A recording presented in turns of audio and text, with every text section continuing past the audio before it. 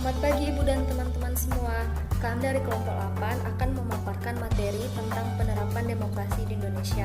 Kita akan berfokus tentang apa saja demokrasi yang sudah diterapkan di Indonesia dan juga tantangan demokrasi di Indonesia.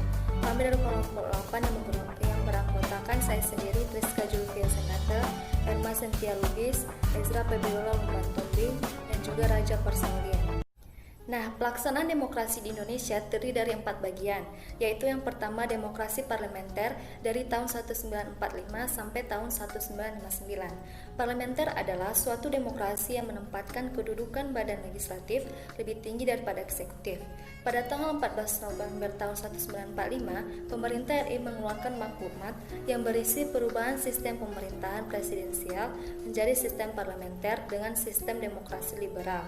Kekuasaan ditujukan untuk kepentingan individu atau golongan.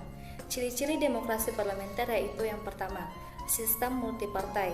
Kedua, pengambilan keputusan berdasarkan suara mayoritas atau voting. Ketiga, seringnya jatuh bangun kabinet karena mosi tidak percaya dari parlemen. Serta yang keempat, maraknya demonstrasi untuk mendukung dan menjatuhkan pemerintah. Demokrasi terpimpin 1959 sampai 1965.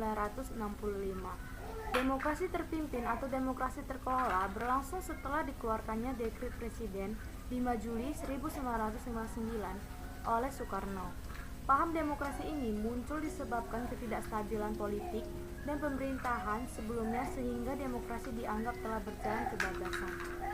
Demokrasi harus dijalankan berintikan musyawarah mufakat secara gotong royong dan secara ideologis yang berkembang adalah paham sosialis. Dalam masa demokrasi terpimpin, pemegang kekuasaan terhadap jalannya pemerintahan secara luas berada di tangan presiden dan bahkan presiden dapat membubarkan parlemen. Dinyatakan sebagai demokrasi terpimpin karena adanya anggapan bahwa keterbatasan pendidikan dan pengetahuan rakyat menyebabkan demokrasi harus dilaksanakan secara terpimpin.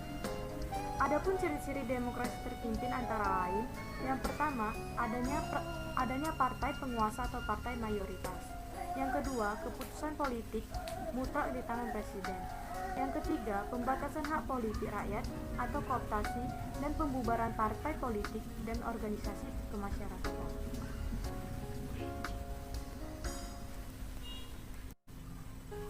Demokrasi Pancasila pada masa Orde Baru 1966 sampai 1998.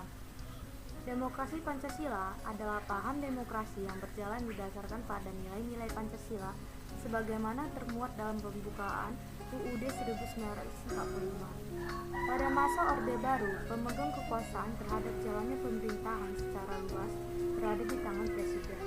Pelaksanaan demokrasi Orde Baru ditandai dengan keluarnya surat perintah 11 Maret 1966. Orde Baru bertekad akan melaksanakan Pancasila dan UUD 1945 secara murni dan konsekuen. Ciri-ciri demokrasi Pancasila, yang pertama, adanya partai penguasa atau golongan mayoritas. Yang kedua, keputusan politik mutlak di tangan presiden.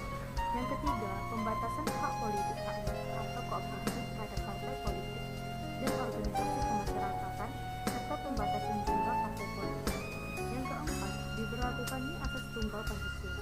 Dan yang kelima, dominasi militer dalam pemerintahan atau fungsi ABRI.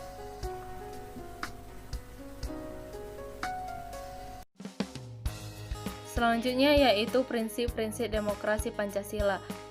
Yang pertama yaitu persamaan bagi seluruh rakyat Indonesia, keseimbangan antara hak dan kewajiban, pelaksanaan kebebasan yang bertanggung jawab secara moral kepada Tuhan Yang Maha Esa, diri sendiri, dan orang lain, mewujudkan rasa keadilan sosial, pengambilan keputusan dengan musyawarah mufakat, mengutamakan persatuan nasional dan kekeluargaan, serta menjunjung tinggi tujuan dan cita-cita nasional. Selanjutnya yaitu D. Demokrasi Pancasila pada masa reformasi, yaitu pada tahun 1998 sampai sekarang. Pada masa reformasi, kehidupan demokrasi berlangsung lebih mendekati konsepsi ideal sesuai dengan keinginan rakyat. Pada masa reformasi, kekuasaan pemerintahan terdistribusi sehingga adanya keseimbangan kekuasaan dan kontrol dari setiap lembaga kekuasaan. Masih menganut sistem pemerintahan presidensial. Ciri-ciri demokrasi Pancasila masa reformasi yaitu yang pertama, sistem multipartai. Yang kedua, pemilihan langsung kepala pemerintahan. Yang ketiga, supremasi hukum. 4. Pembagian kekuasaan yang lebih tegas. 5. Kebebasan hak politik rakyat atau kebebasan berpendapat dan informasi publik dan pers. Perkembangan demokrasi Pancasila saat ini. Perkembangan demokrasi di Indonesia dewasa ini lebih menekankan pada nilai-nilai demokrasi yang berlaku universal di dunia, yaitu yang pertama penghargaan atas kebebasan, yang kedua penghargaan atas kesamaan, yang ketiga penghargaan akan partisipasi dalam kehidupan bersama rakyat, yang keempat penghargaan atas perbedaan. Tantangan demokrasi di Indonesia. Banyak kita temukan konflik berbasis perbedaan agama dan budaya terjadi di masyarakat. Maraknya ujaran kebencian terhadap kelompok minoritas, serta bermunculnya ideologi intoleran dan kejahatan terorisme. Di level pemerintahan dan politik, kondisi demokrasi di Indonesia khususnya dari aspek supremasi hukum juga cukup mengkhawatirkan. Salah satu bisa kita soroti dari banyaknya tindakan pelanggaran HAM, minimnya pelibatan aspirasi publik terhadap rancangan berbagai undang-undang seperti revisi Undang-Undang KPK, RKUHP, keberadaan UU ITE yang menyulitkan perjuangan HAM, beberapa penerbitan Perpu yang tidak dilandasi atau tidak dilandaskan pada kajian yang objektif, dan masih banyak lagi. Hal tersebut sangat ironis karena kedaulatan ada di tangan rakyat dan partisipasi rakyat adalah hal yang mutlak sekaligus kunci dari demokrasi itu sendiri.